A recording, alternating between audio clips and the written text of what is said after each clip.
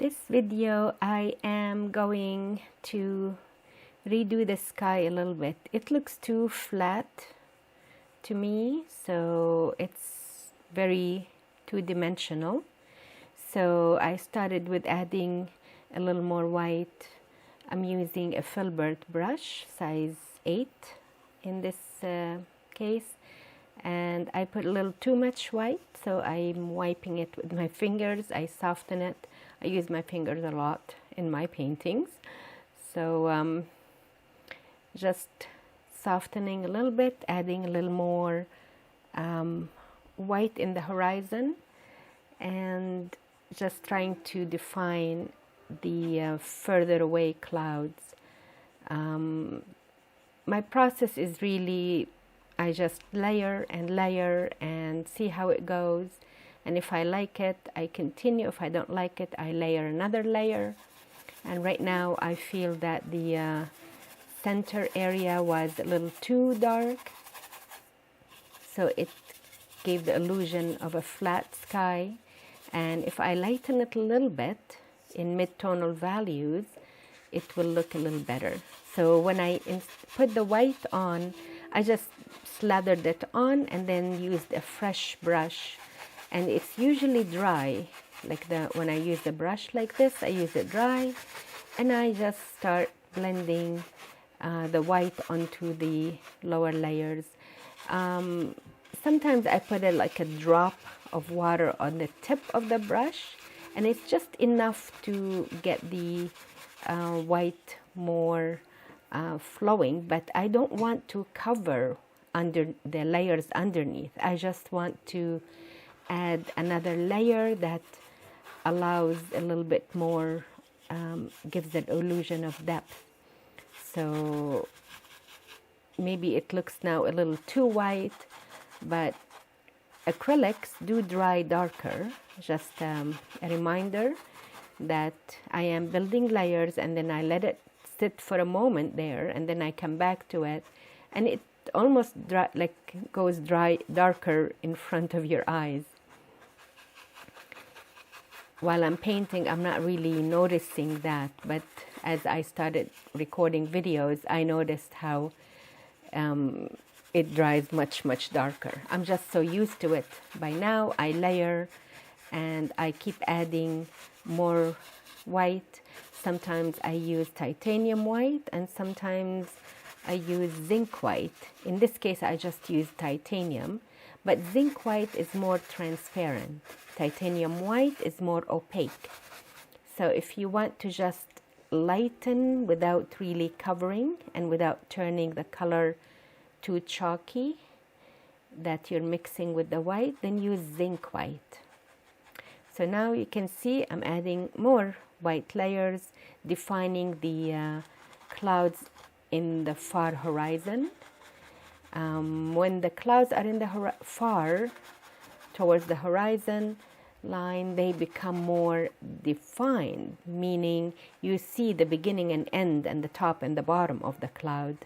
When they're closer to us, we only see a chunk of them. So if you look up at the sky, when there's clouds above you, usually you don't see the beginning and end, unless it's a summer sky. In this case, this is more of a cloudy, covered, it's not a summer sky. So, and I exaggerate a little bit.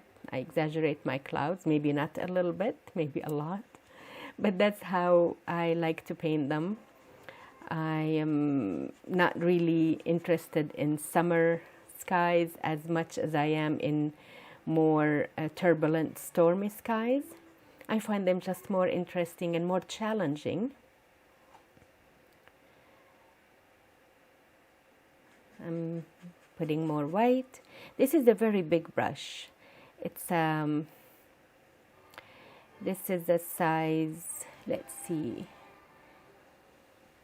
like you can use, actually I didn't put the brush size, the correct brush size in the information there, but this is a size 2 Escoda in Oscoda. This particular one that I'm using is actually discontinued, and I use also Escoda size 2 or 4 in the Lily series, the 7600 Lily series. They also have a similar type of brush, very large, and they're pointed. They have a pointed tip, and that helps a little bit for me. I think I'm just lazy and I just use the brush to do all the work. If you can see that I put the paint on the tip and I blend on with the side, and it does all the work. The brush for me, I mean, I can paint clouds with any brush. If you try different brushes, you'll just end up with different textures. So give it a try. I tried so many of them, and I find it's interesting difference in how the final result comes out. Now I am still adding a bit more hazy clouds, another layer of white. So you notice I go to one side while the other side is drying a little bit, and then I come back. It just helps a little bit with, so it's not too wet. I don't mind it being a little damp, but not really wet that I keep moving the paint around. I would like it to dry a little bit, and then I just blend into it a little more, another layer. And even if it's completely dry, it's okay too.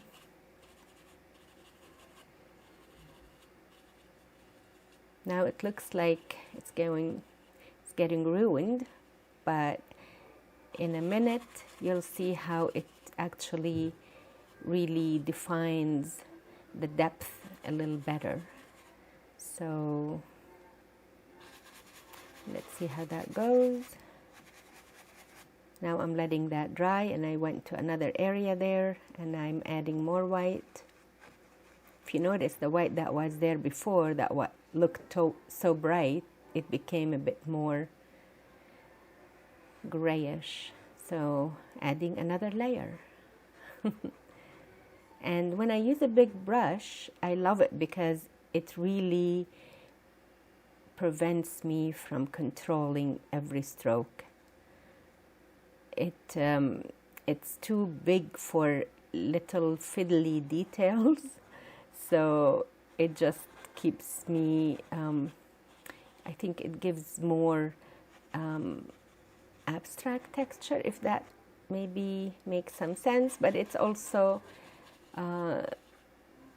it's just more freeing, I think, because I cannot make too many little details with that.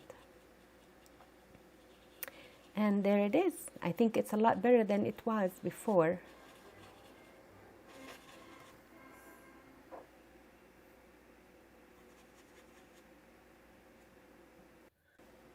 So what do you think? Is it better or is it worse? Let me know in the comments, and thank you for watching.